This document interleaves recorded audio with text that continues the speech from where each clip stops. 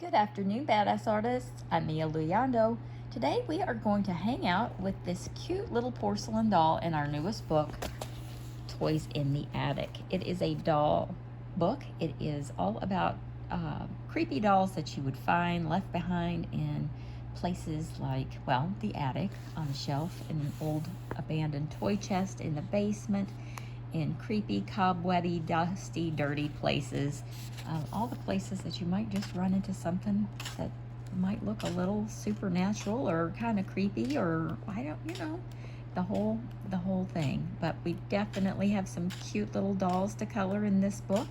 And today I thought we would start with this one. Now I am using Crayola Colors of the World, and as you can see, I got started around the outside of her face. I actually thought I had hit the record button, but I guess I fooled myself on that one. So I thought, well, we're not too far in. I'll go ahead and get you guys caught up. I used this medium almond, and I went into the shadowy parts of her face, just the contours and shadowy parts. I added this color around her eyes.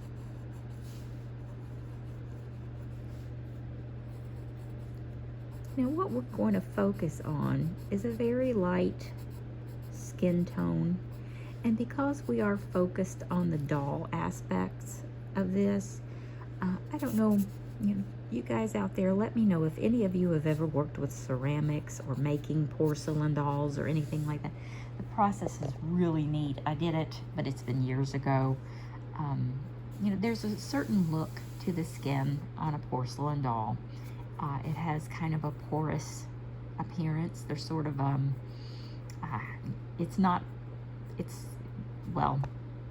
there's a green wear before the porcelain is fired, and then it's glazed. But there's a roughness to it before the process. And I think what I'm trying to get at in these tutorials is how to capture that texture. So it's not glossy, it's not smooth like that. It's kind of chipped. This is something that's been lost in the attic. It's kind of weathered and time soiled, and maybe even a little bit dirty and smudged and full of cobwebs. So I want to show you guys how to use your pencils to capture that kind of effect. There are some of the images in this book where the porcelain is actually chipped and cracked. You'll find pieces of the doll actually missing, and that's something that happens often with antique dolls and old things like that.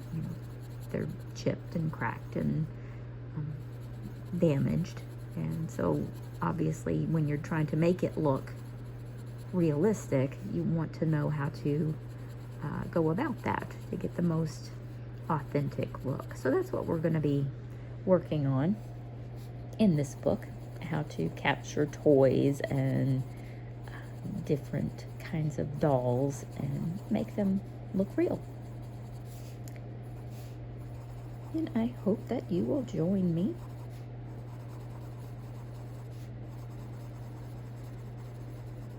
And just like that, we're all caught up. I hadn't gotten too far ahead of things when I realized I wasn't recording, which is always good.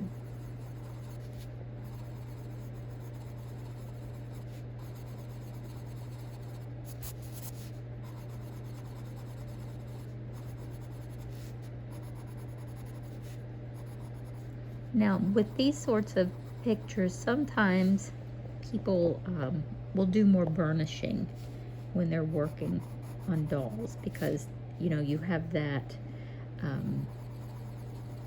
more monotone. There's not as much of a blush because it's not a living thing. You're not worried so much about it looking natural, having the warmth in her skin, because obviously there isn't any. So that has to be accounted for too. It's a portrait, yes, but it's not a typical portrait.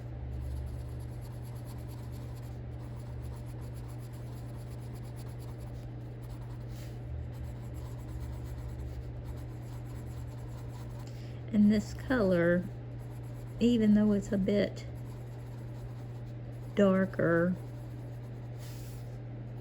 going in, you know, to this lighter doll picture, when we go back over it with some of these other colors that we're going to blend in, it will definitely be a nice underpainting color. We're just going to add these little shadowy parts, and we're almost ready to grab our next color.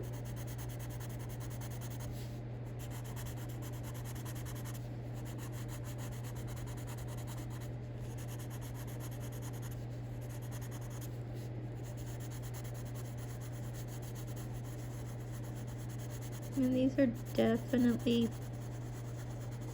fun. Lots of little dresses.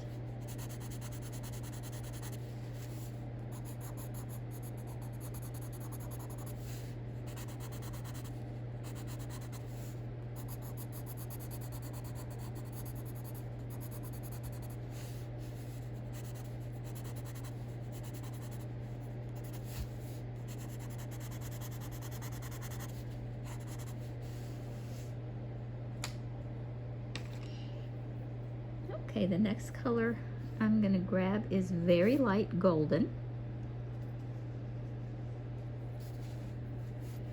I'm just going to work this right in.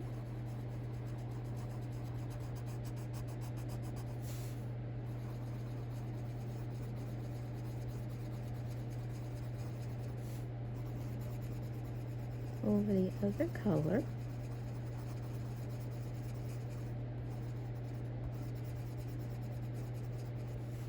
And we're not going to add like a super white highlight yet. We are going to go back in with kind of an extreme white here in a second. But for now, we're going to go over the rest of her face with this color.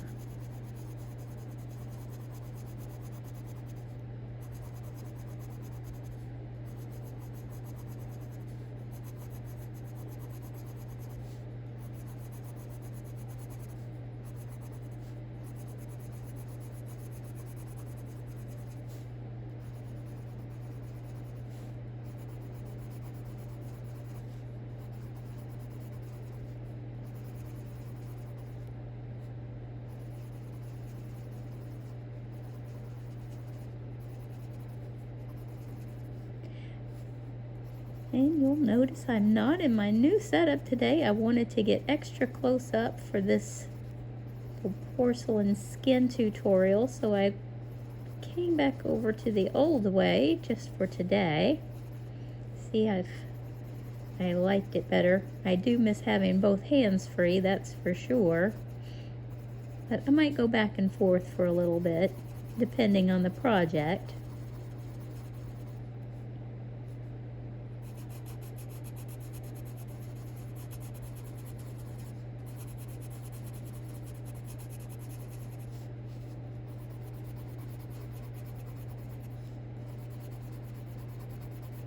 I'm just going to fill up the rest of that grayscale with this color.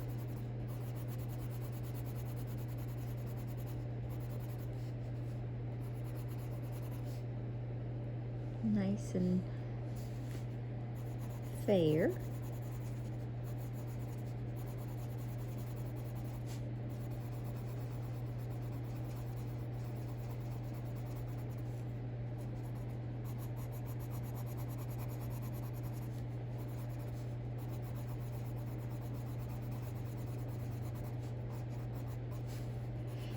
And just take your time.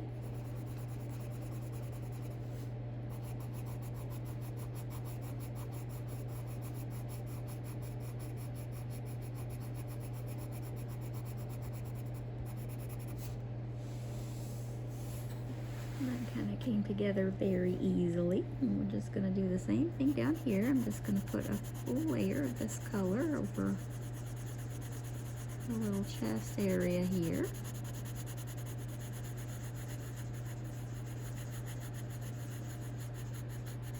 And normally I'm on porcelain dolls. I don't know how many of you out there have worked with, you know, making a doll, ceramics, porcelain, or otherwise. Usually, you know, the head kind of screws down in here, but sometimes there's like a little breastplate, and all of this is kind of stuffed with foam. So I was more about, well, you know, I kind of want this to be a pretty dress. I didn't want it to be over the top, so I wanted a lot of smudges and kind of like a sooty look, almost a Cinderella kind of effect with the cinders and soot. So, you know, this is kind of what came out, and I'm happy with it. I was happy with it. Now I'm going to go back with this incredibly light pink, if I can find it.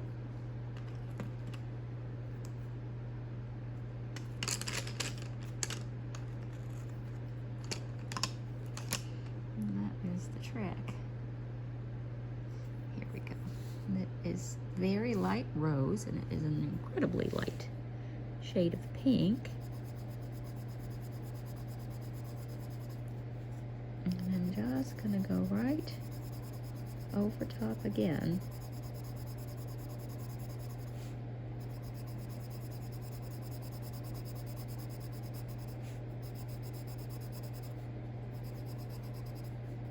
And the fact that we're not adding, you know, touches of blush, and, you know, the face is basically flat. There's a little bit of contour just because there are actual shadows, but we're not blending a lot as far as a living, warm face.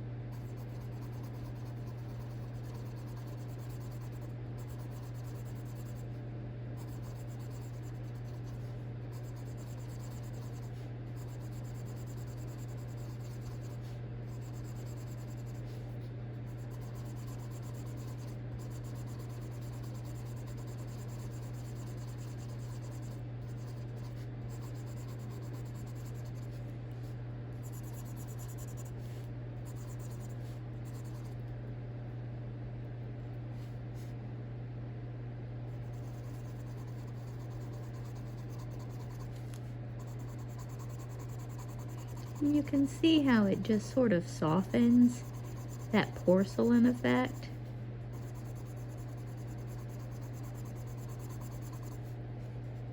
It's very subtle, and I'm hoping that it's picking up on camera because I can see it in real life. I'm hoping that it does. Right now I'm using complete natural light, and I don't have those big blaring lights on overhead, but yeah, I hope definitely that this effect is showing up.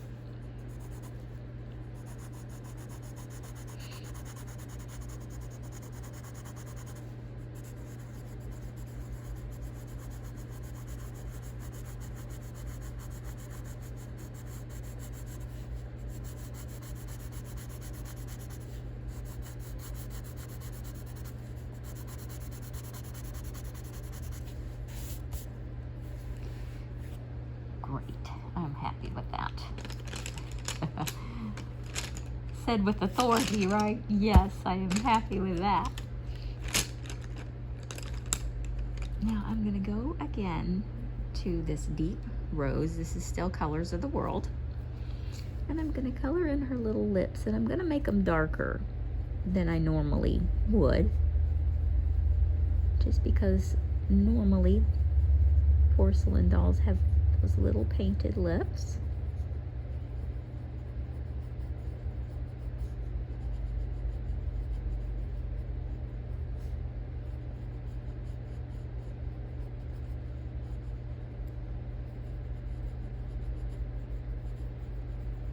We're not trying to make them look glossy or anything like that. We're certainly not trying to, you know, make her come alive right now. We're not going that creepy yet. We're not quite going that far.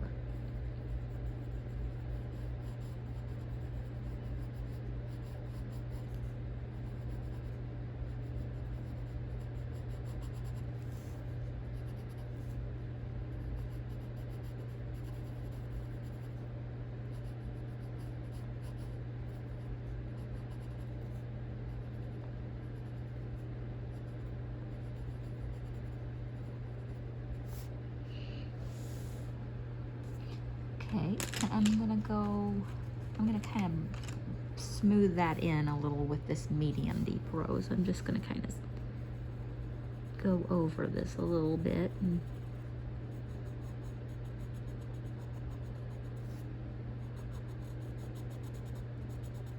make it a little bit softer.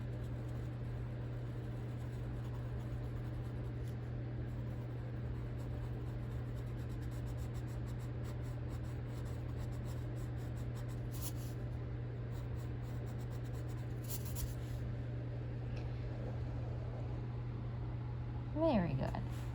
Okay, I think I'm gonna make her little dress kind of a pink color. I'm gonna do maybe a pink, and I'm not sure yet, but definitely I'm gonna go with a pink. So let me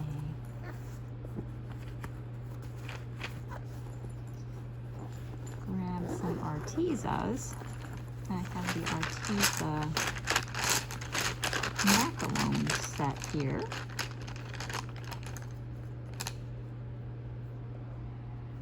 Now Artezas don't have the names, they just have numbers. This is A216. It's kind of a dusty rose color. And I'm gonna kind of test here to see if this is the pink color I want, and it is. So I'm gonna just go right on in with this color in her dress.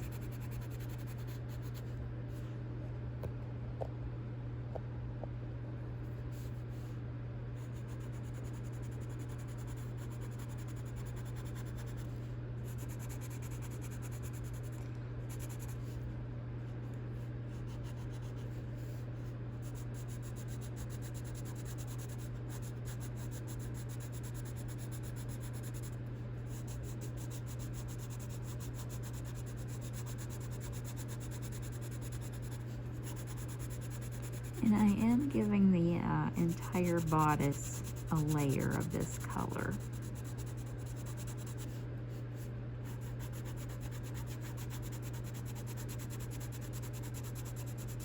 It's kind of a ballet pink. That's what I would call a ballet pink. Like little soft ballet shoes. Kind of a warm pink.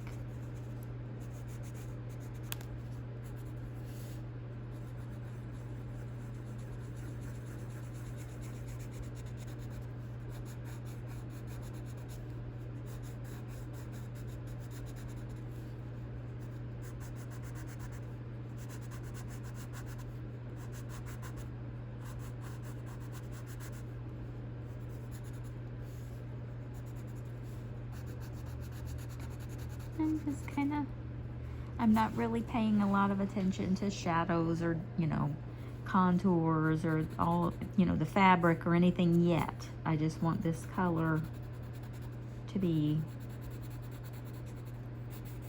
all over this area right now. I wasn't sure about this little patch, but now I'm sure I want this to be pink also. And now this is all part of her sleeve, so I'm gonna leave this to the side. I'm gonna go back to the Colors of the World and get that deep rose color again. And I'm gonna go back into her dress and kind of add this color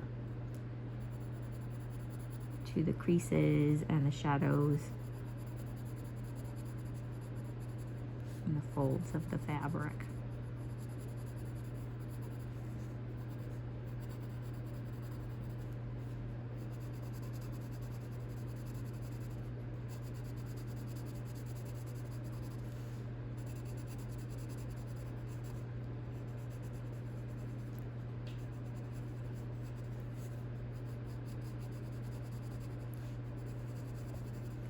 And I'm just kind of working this color in.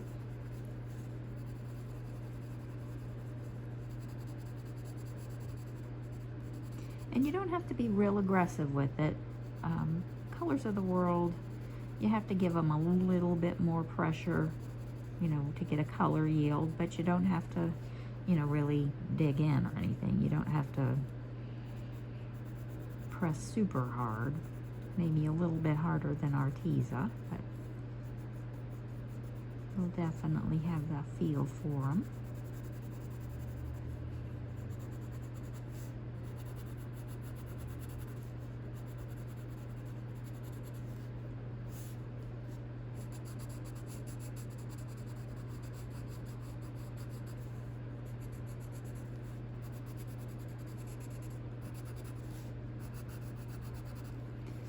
And I just want to make sure that the dress shows darker folds.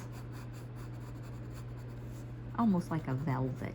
I think that's what I'm trying to achieve here, like a velvety texture here.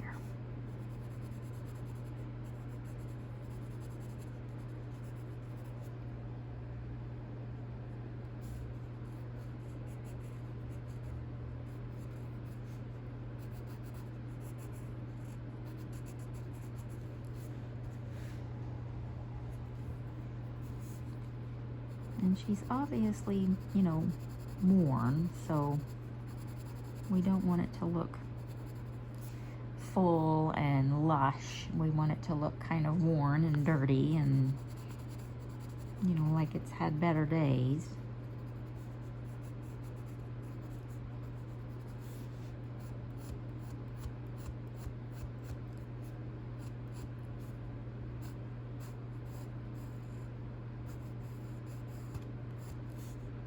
And I'm really pushing in on these seams to make them darker.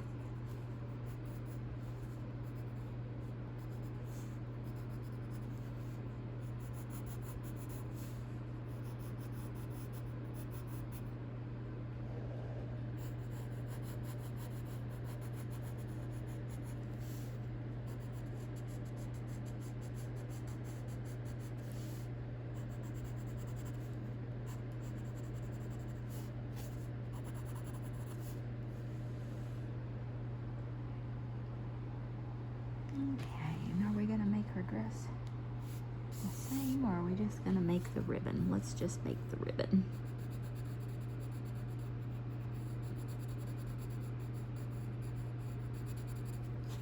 Oh. Some days I can hang on and some days I can't. Good hand days and bad hand days, right? Okay, so we're just gonna leave different parts of this little satin ribbon along her hat, and we'll go back and add some lighter colors so that it'll appear really shiny, because that part I do want to highlight. And it kind of works its way through here oddly because the hat is tattered. And we'll go back in and complete that in a second. But this is all highlighted. It's a lighter part, and this is a bit more tattered. So I'm going to put that back, and I'm going to go back and grab a brown color. This is still Colors of the World. This is Extra Deep Almond. I do want to make her little hat brown. So I'm going to start in the these folded parts of her hat, kind of the crumpled part.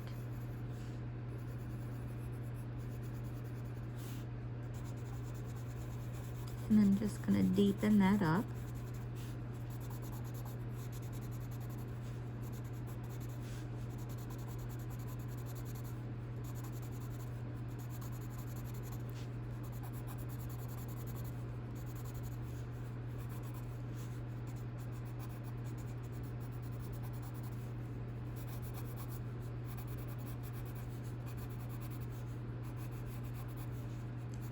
might make this video a bit longer than the norm. It's because we're rolling along so nicely with her.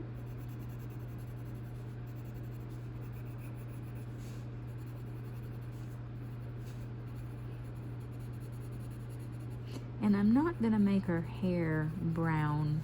I don't know what color I'm gonna make her hair yet, but it's definitely not gonna be brown or black, so I wanted her to have like this cute little, like a hobo hat.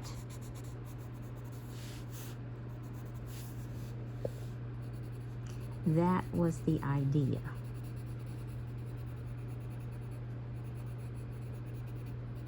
Now, I've had a few questions from you guys about the books and how they're made, and I do use AI to help me with these, but all of the faces, I like to make my own eyes and faces. I like to capture their expressions.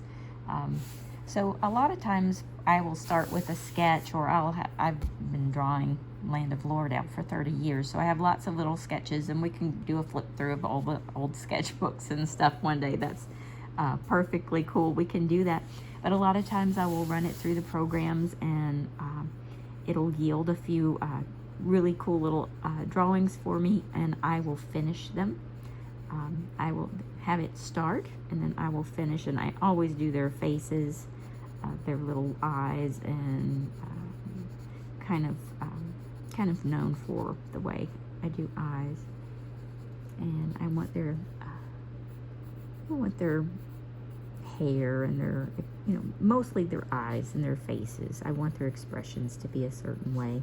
So yes, the computer does help me edit. It also helps me generate art quicker, but the originals are always mine, and the faces are always mine. I don't use AI to create other people's work, like that's kind of a thing. Like, I don't tell it to create work that's like someone else. That's not what I do. It basically just helps me with my own stuff, things that I've already drawn. It helps me along with stuff like that. So I don't think I'm using it the way, I don't think I'm using it in the way that people are finding it controversial. But for me and these little books, it is so helpful.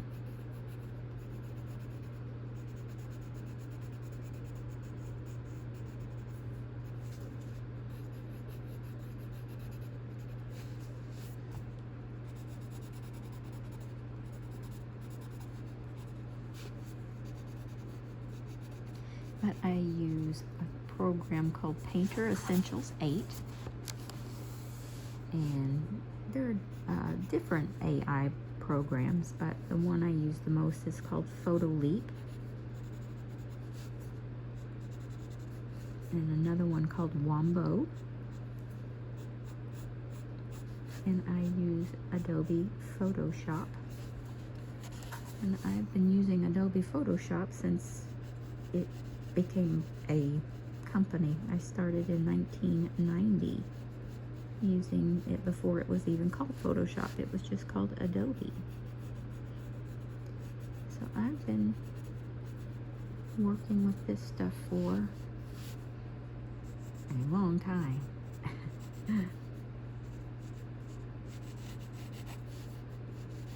And I did a lot of work. I did special effects for music videos and some movies, and I did some stuff for video games, and I was a portrait artist, so I've kind of done a lot of different artistic things over the years.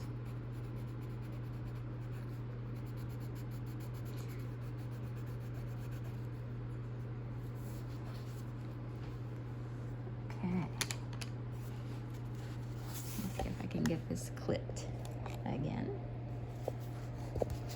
This is the hard part when I'm working with just one hand. Okay, so I really like the rose color from Colors of the World. It's a really unique kind of burgundy, and I really like that muted Morandi kind of shade that it has. It's really pretty. Okay, I'm gonna back up and get a lighter brown. This is medium deep almond. I'm gonna go back in. I'm still kind of working with her hat.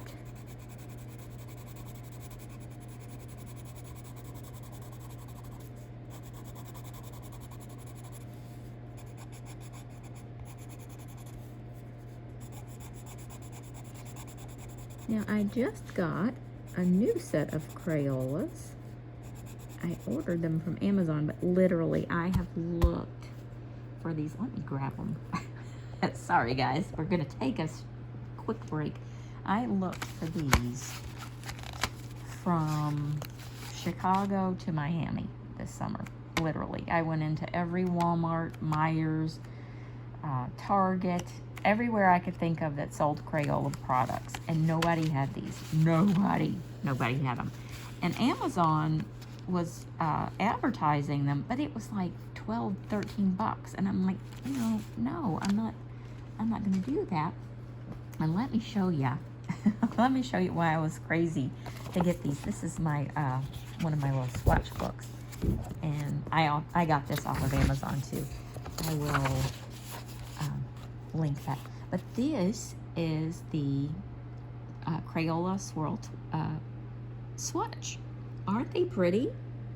Aren't they just the prettiest things ever? But finally, like I was saying, Amazon had them, but they were really kind of expensive, because I knew that I would be able to get those in the store for like $5, when they were available. So I kind of held off, and finally I ordered them on Amazon, and they were down to like four something and 5 something per pack. And I just got them, and I was so excited and swatched them out, and I want to use those. So I don't think we're going to use it on this one, but we're definitely going to pick a little paisley dress or something in this book and try those out. I will put the link in the description below. They told me they had low stock, so I'm not sure what you're going to find when you get there. But they are so pretty, so dreamy, definitely worth the wait if it's a back order situation. And hopefully they'll be in the stores, because we're getting close to a Christmas season. I can't imagine that they'd want to miss out. It's a new product. I think they came out back in the spring. And maybe you guys have already seen them, maybe you've already got some. I just couldn't find them, no matter where I went, no matter where I shopped. I looked in Chicago, and as I was on vacation and stuff in different cities, I went everywhere. I tried Miami, I tried St. Augustine, I tried Orlando, I tried Pensacola, I tried Memphis, Nashville. Yeah, I was traveling along, and every time I would stop in a different city, I would look for them, and no luck. I finally got them from Amazon, and their price had come down quite a bit.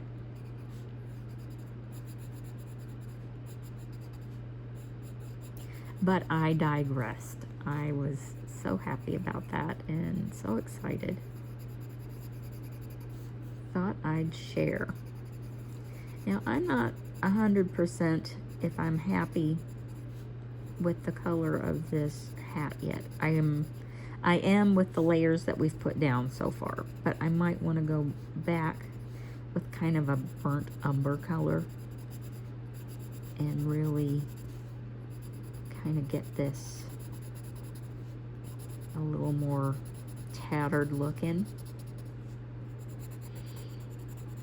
But for now, I think I will call this a day on this one.